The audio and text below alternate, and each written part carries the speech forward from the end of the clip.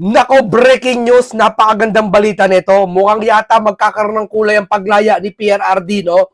Dahil dito sa Japanese na to, na talagang nag-iingay. Na talagang sabi nila AI daw to, o sabi naman nila, DDS daw to, kinasabot nila. Hoy, ang mga Japanese, handaan nyo hindi kasi, sanay kasi kayong utak nyo, mga DDS lagi nasa isip nyo. Obsessed na kayo sa mga DDS. Ang mga Japanese, handaan nyo, lalo pag purong Japanese, hindi nyo kayang utusan to. Hindi nyo kayang bayaran to na sabihin nyo, oy, ito, alam niya ng mga nag-OFW sa Japan at may mga asawang Hapon sa Japan. Alam yan. Sino tututo sa sinasabi ko? Ha? Pag ang Japan, may honor yan. Ha? Nag-ano nga yan ayoko nang banggitin dito, yung sa samurai code nila. Ha? Lalo pag matandang Hapon, na ganito si Japan, ng isang advocate ata to, hoy, hindi nyo kayang bilhin to. Japan, isa sa mga pinaka nakakatangi sa Japan, yung mga katangian ng mga Japanese, kahit yan suhulan mo, mga pulis sa kanila, mga pulis niya sa kanila, hindi mo kayang suhulan Harap-harapan na kahit natago mo na mali-maliit ang pera. Hindi mo kayang suhulan ng mga Japanese. Hindi, trust me. Sabihin ko sa inyo, lalo pa kilala siyang tao sa Japan, advocate siya. Nako, kaya ito, nagbibigyan ng kulay sa kay PRRD, yung pagpapalaya ni PRRD at gustong-gusto nakakakilabot dito. Maraming Hapon pala ang sumusuporta kay PRRD. Oo, malaki ang tsansa na makalaya si PRRD. Ito, nagbigay ng ultimatum tong Japanese na to. Panoorin natin tungkol sa ICC, no? Ito, balita muna tayo. Advocate kung bakit maraming Hapon ang sumusuporta kay dating Pangulong Rodrigo Duterte. Alamin ang detalye sa report ni binahagi ng isang Inilahad ng isang Japanese human rights advocate kung bakit maraming Hapon ang sumusuporta kay dating Pangulong Rodrigo Duterte. You know, I have a very good impression when the President Duterte met our emperor in Japan, and he behaved very good, and Japanese people really appreciate it. Ayon kay Shunichi Fujiki, nagkaroon ng magandang impresyon ng mga Hapon kay Duterte, lalo na sa naging asal nito sa pakikipagpulong noon sa Emperor ng Japan noong 2017. Dagdag pa niya, tumatak din ang malapit na pagkakaibigan ng dating Pangulo kay yumaong Prime Minister Shinzo Abe. Prime Minister Abe, who was assassinated, unfortunately, but he's the only one who was invited to Mr. Duterte, President Duterte's home as a friend, right? So this is one of the reasons that I admire President Duterte, and now he's in a very bad shape, in a very bad health condition. Sa isang privileged speech noong March 11, nanawagan si Fujiki sa United Nations Human Rights Council. Ito, nanawagan siya sa United Council na hindi pinaniwalaan. Kesyo kakampi doon ng mga DDS, nabayaran daw, AI daw, dito totoo. Sos, ha? Ito, pangalawang interview, ha? Sabi nyo, nabayaran to. Magagalit sa inyong mga Japanese pag sinabi nyo yan. Yan ang honor. Yan ang wala sa mga Pilipino, wala sa ibang bansa, tandaan nyo. Pag sinabi yung Japanese, search nyo, yan legit talaga to. Ito, may edad to mga kulang-kulang, siguro magsi-60 years old na to.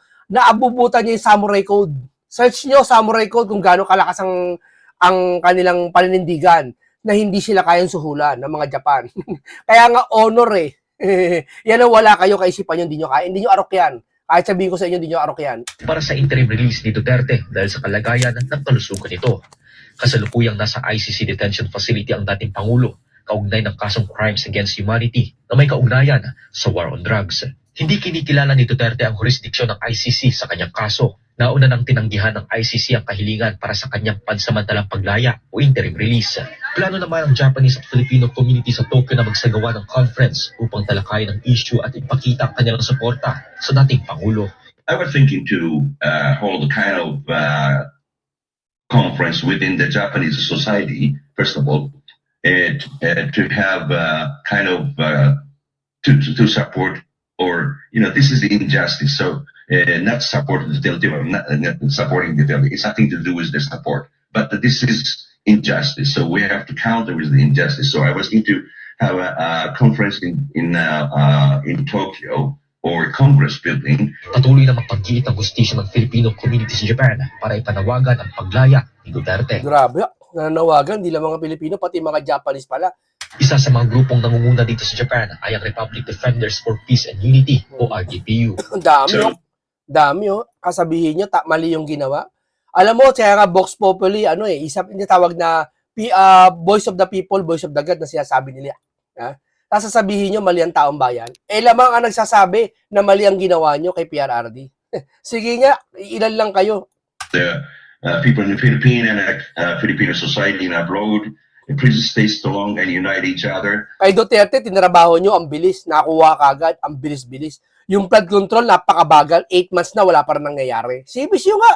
Sipin nyo nga ya. Because your voice is most important things, and maybe we can change the narrative which was manipulated by certain power. Naniniwala si Fujiki na inosente ang dating Pangulo at dapat itong makalaya upang mabigyan ng tamang gamutan. At kung siya raw ang masusunod, gusto niyang sa Japan magpagaling si Duterte. Grabe yung offer yan. Oh. Gusto niya sa Japan siya magpagaling, oh, si Pangulong Duterte. Oh. Magpalakas. Oh. Lalakas sa Japan. Di ba? Grabe mga technology dyan. At mga pagkain dyan. Mga sariwa talaga. Sipin mo yan. Oh. Di ba? Alam mo, pag ito napakinggan ng Japan to, tandaan niya, ulitin ko ang Japan ang isa sa pinakamalaking funds ng ICC. Pag ang Japan na wala, magsasara yung ICC niyan.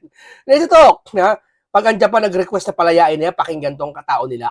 Talagang sumambulat to. Nag-iingay to si Fujiki. Talagang iniingay niya talaga. Pag nalaman ng Japan, ng Japan government to, baka utusan ng ICC, palayain niyo yan. Bakit? Number 1 fund. Ang pondo ng ICC nanggagaling sa Japan. Search nyo. Pasabihin sa sisinungaling ako eh. Japan ang pinanggagalingan. Eh isipin mo, baka mawala sila ng pondo pag di nila sinunod yung Japan. Di ba? Susunod sila kung sakali mapainggan to si Fujiki ng Japan. Kasi siyempre kalahin nila to eh. For honor eh. Hindi nila pababayaan to. Wala silang Hapon na gusto mapahiya. Tandaan nyo yan. Hindi katulad sa Pilipino, pagkakagulo natin sa ibang bansa eh. Di ba? Masama si Duterte, kailangan dalhin sa ICC. Pero kung sa lahi niya po niyan, kahit gaano kasama, hindi nila papagkakangulo ang lahi nila. Kasi hindi naman yung tao ang pinagkangulo nila eh, kundi yung lahi nila. Di ba? We really need to get him out of the jail. Kaya nagkagalit itong Japanese na to kasi alam niya kahalagaan ng sovereignty, saka alam niya kahalagaan ng lahi. Hindi lang Pilipino, kundi sa iba-iba ng lahi ng bansa. And he doesn't deserve to be in the jail. He deserves to be back to Philippines to get the medication, or preferably I want to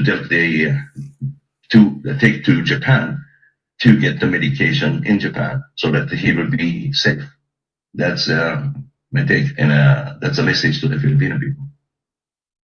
Sa ngayon ay abala na ang Filipino community dito sa Japan sa paghahanda para ipagdiwang ang karawan ni dating Pangulong Duterte sa Marso 28. Hindi rin daw sila titigil hanggat hindi nabibigyang katarungan o mapapauwi sa Pilipinas ang dating Pangulo.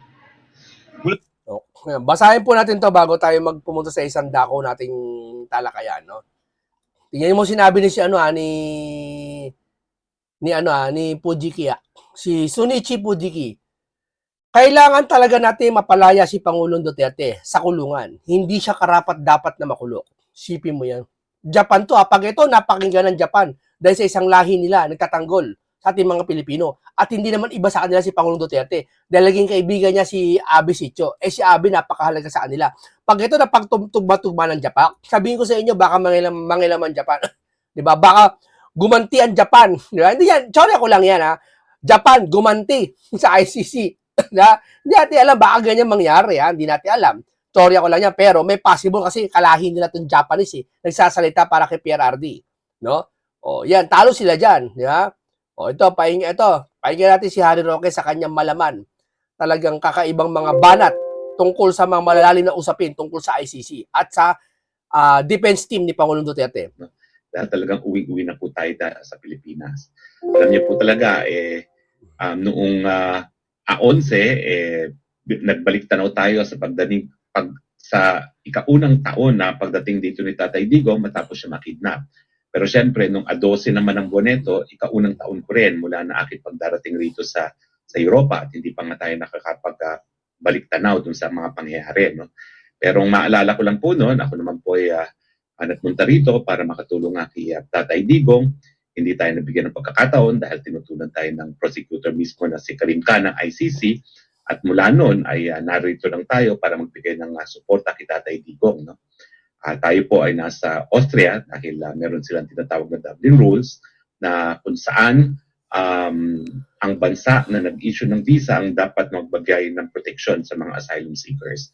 At bagamat nakasampung buwan tayo sa tahig, no, kinailangan sumunod sa patakaran dahil totoo naman po, sa Austria ako kumuha ng visa dahil kaya naman ako kumuha ng visa sa Austria noong huling beses na may visa ako sa Schengen, dahil doon nga po yung mga kliyente ko na mga taga-Austria, kaya mabilis ako nabigyan ng visa dito sa Austria yung mga panahon na yon.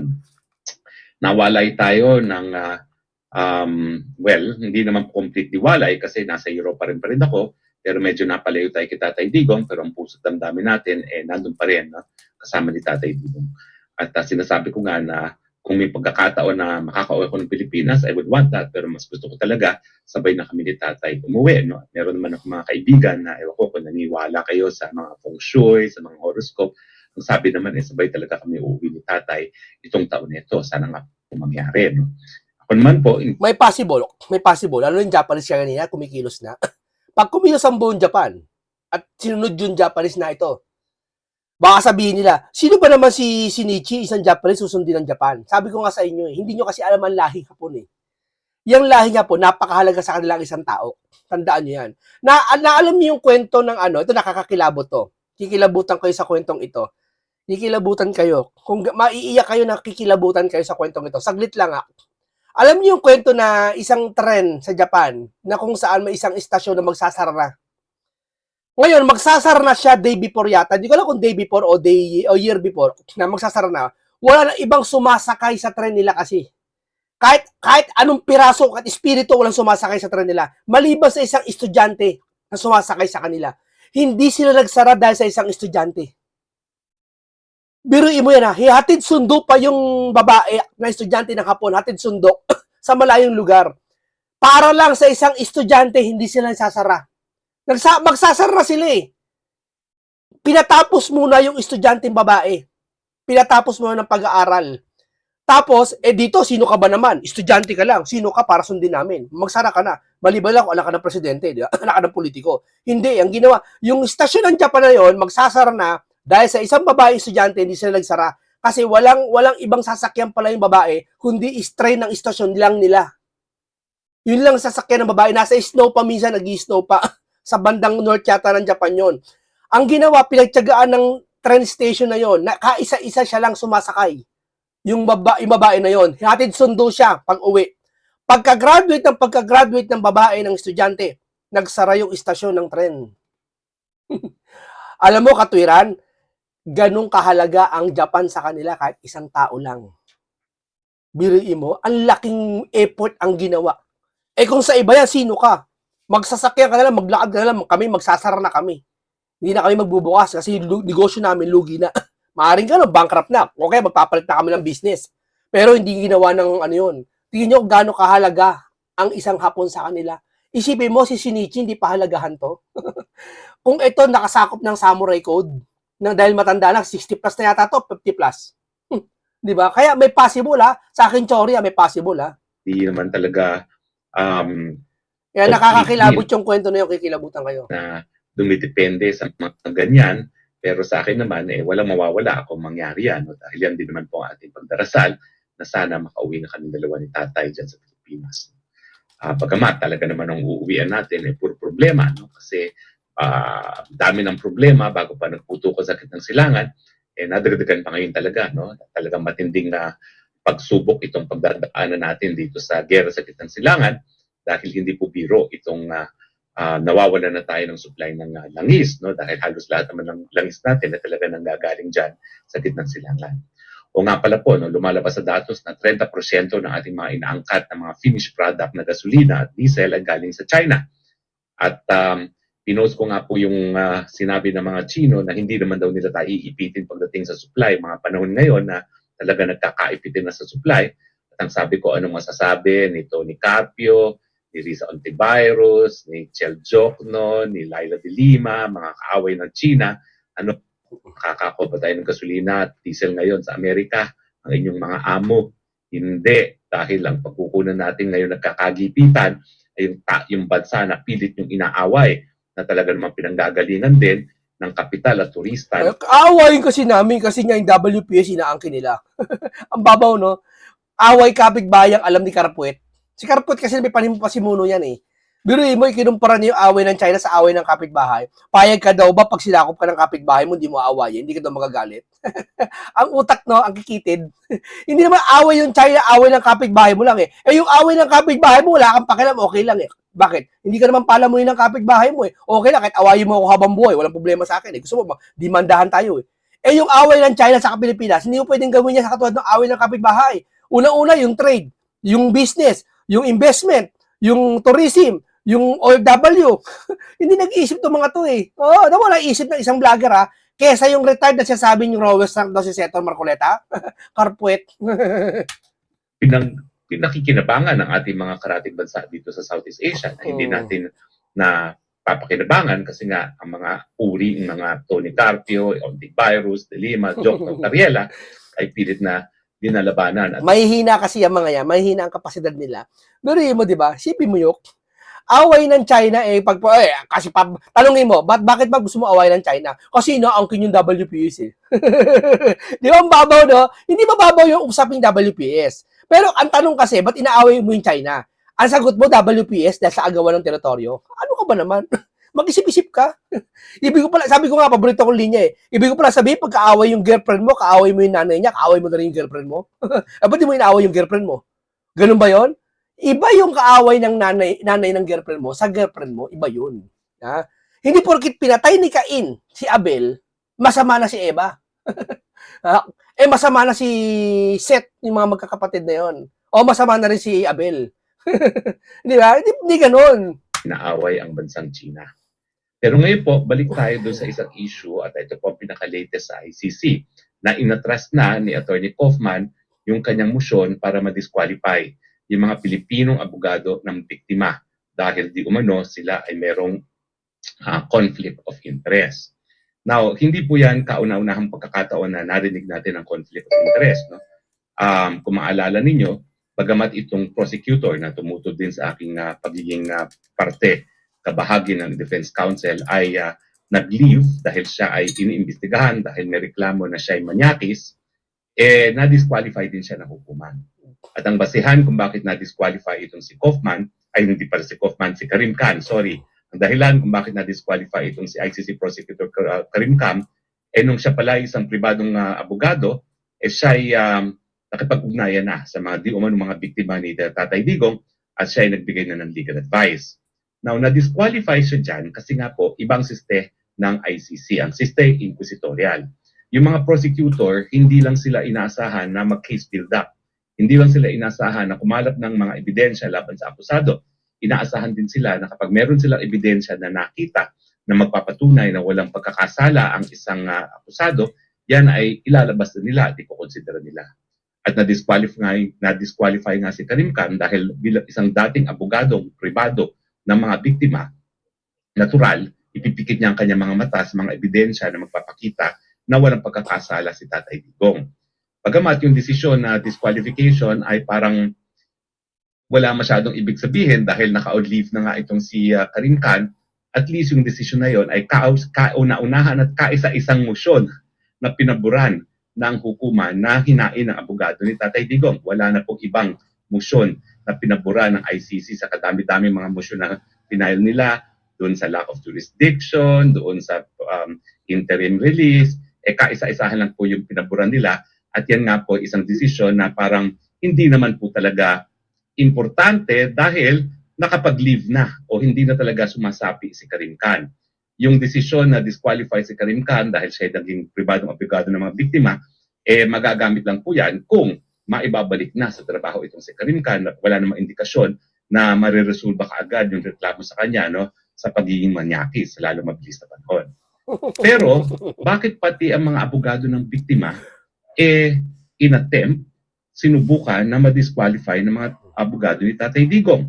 Well, sa totoo lang po, hindi ko alam kung anong dahilan kasi hindi naman na-publish kung ano talaga yung dahilan nila na pinadisqualify nila. Bagamat itong motion nila to disqualify itong mga Pilipinong abogado, mga tanging Pilipino na nakakasapi dito sa proceedings ngayon, ay hindi naman na-publish yan. At ang desisyon naman ng hukuman nung pinablish lamang ay sinabi walang basihan at wala silang nakikita na conflict of interest doon sa pagtatalaga sa mga Pilipinong abogado bilang abogado ng biktima.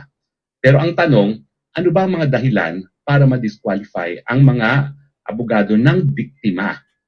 Sa totoo lang po, nung ako'y nagsisimula sa ICC, hindi ko na maakalain na talagang magkakaroon ng participation ng abogado ng biktima.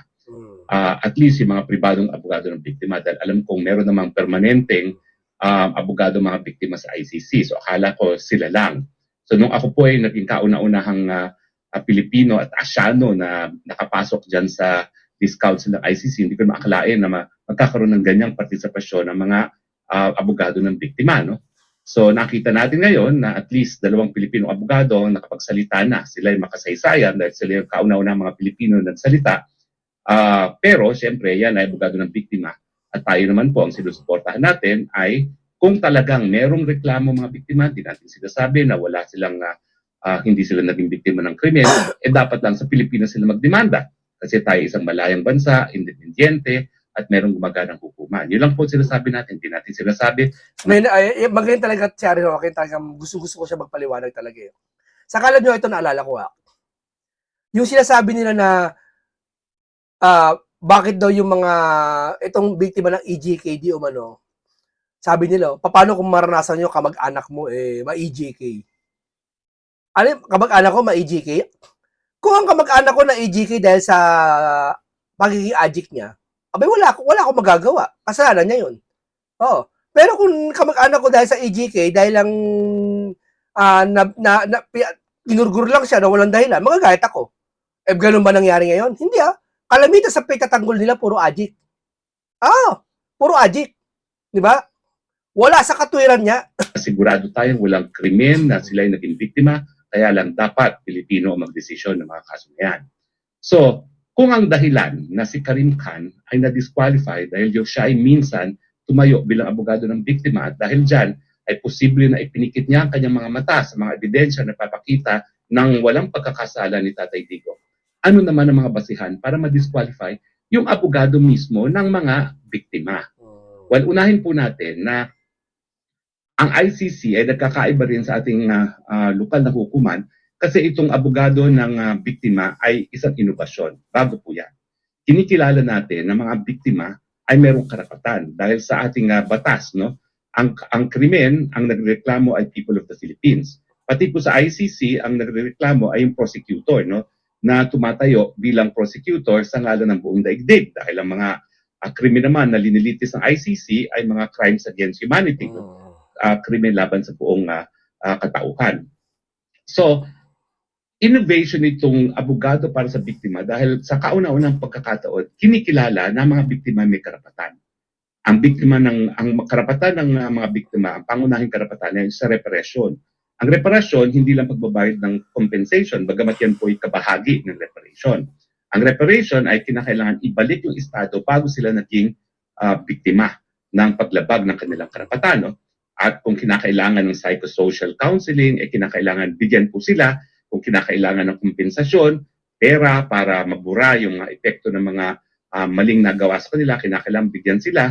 At saka ang pagkakaiba pa dyan sa ICC, yung pagbibigay ng reparasyon, kung may mahahanap na ari-arian sa akusado, dapat manggaling doon. Pero kung wala, ang korte mismo magbibigay ng reparasyon. No? Dahil hindi naman obligasyon lamang ng biktima magbibigay ng reparasyon sa mga tao na nalabag ang karapatan, kundi sa ICC, ay obligasyon ng buong daigdig. Kaya meron silang tinatawag na Victims Compensation Fund. No? So, ano naman ang dahilan para ma-disqualify ang isang abogado ng biktima? Kasi sila naman, abogado sila ng biktima, so hindi dapat na punto laban sa kanila na nung minsan ay sila ay naging abogado na ng mga biktima. Well, meron pong talagang mga batayan para sila ay ma-disqualify. Ang unang-unang po talaga ay yung tinatawag talagang conflict of interest. Kailan magkakaroon ng conflict of interest ang mga abogado sa biktima? Well, kung marami po mga biktima at tali-taliwas yung mga posisyon ng mga biktima. For instance, kung iba-iba yung mga bersyon ng mga biktima, hindi po pwede na iisang abogado lang ang tatayo para sa kanila, lalong-lalo na kung nagsisisihan yung mga iba't ibang mga biktima. No? Pangalawa, ang labo naman talaga tamo. Pag malabo na itong sitwasyon to, pag di pa na-dismiss si Pangulong Duterte, ibig sabihin talaga, may hinala ang tama yung chismis na may ugnayan tong ICC dito sa mga mali-maleta doon sa 18 Marines. Totoo yan. Hindi natin, ano yan. Yan ang ano natin. Tinanggi ng ICC, dito totoo yun. Siyempre, may aamin ba naman sa kanyang kasalanan? Po ay kung meron talagang pagkakataon na yung abogado na tatayo para sa biktima ay nagbigay na rin ng legal advice sa akusado, no? Yan po yung talagang classic conflict of interest na hindi ka po pwede maging abogado sa akusado at sa mga biktima. At kung merong personal na interest yung mga tatayong abogado bilang abogado ng biktima, no?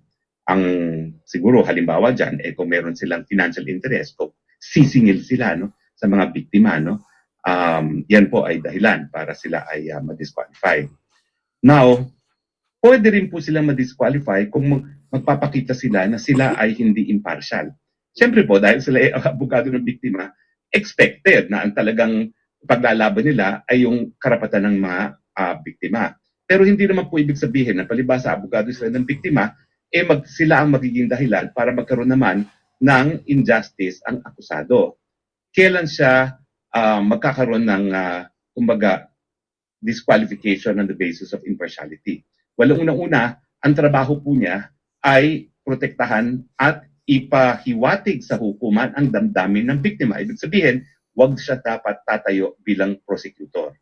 At kung nakita ko naman doon sa mga Pilipino, no, lalo na yung pangalawang Pilipino, kilala ko po pareho yan, no, may mga pagkakataon na yung kakulangan ng prosecution ang nag-pick up at ang nagsabi sa hukuman ay yung abogado ng biktima. Hindi po dapat yan. Kasi hindi po dapat de facto prosecutor ang mga abogado ng biktima. Dapat doon lang talaga sila sa saloobin at interest ng biktima. At yung pagpuprueba ng elements of crime, yan po ay trabaho ng prosecutor na at least doon sa mga naging presentasyon ng pangalawang abogado ng mga biktima, yung kakulangan ng prosecution kasi halata naman na hindi masyado handa yung prosecution pagdating. Wala, pinipilit lang nila. Oo, pinipilit lang nila. Yan ang nangyayari kay Pangulong Duterte. Hindi sila handa sa lahat dyan. Inuna nilang hulihin si Pangulong Duterte, saka na yung mga ebidensya, witnesses, lahat. Hindi sila handa dyan. Kaya nga nakapaghataka ang sipag-sipag ng ICC, wow, di ba? Sa closing remarks nila, no, ay pinunuan ng abogado ng mga biktima. Hindi po tama yun, no, dahil hindi sila dapat de facto prosecutor. Hindi rin po dapat sila nakikipagtulungan ng hindi tamang pamamaraan sa Office of the Prosecutor kasi nga po, trabaho ng prosecutor na pruebahan ang elements of the crime, hindi nila trabaho yun. At syempre, kung sila ay magpapakita ng bias or hostility doon sa akusado. Now, doon naman po sa mga... Okay, maraming salamat po. Hanggang dito lang po tayo. Napakalinaw po ng paliwanag ni Mr. Harry Roque sa kanyang kung ano kalagayan ni Pangulong Duterte at magiging ano. Dito na lang hanap tayo ng pagkakataon sana makalaya si Pangulong Duterte na maibalik. Gusto lahat na makalaya si Pangulong Duterte. Yung iba dyan, iba great lang kay Tatay Digong ayaw sa kanila. Mga mapagpaimbabaw yun. Oo. Yan yung talagang ayaw ng Bible na mapagpaimbabaw nila. No? Okay, maraming salamat. Isang magandang talakayan, isang masustansya pag-uusap, isang makabuluhang content natin na isinagawa ngayon. Maraming salamat. Paalam sa inyong lahat.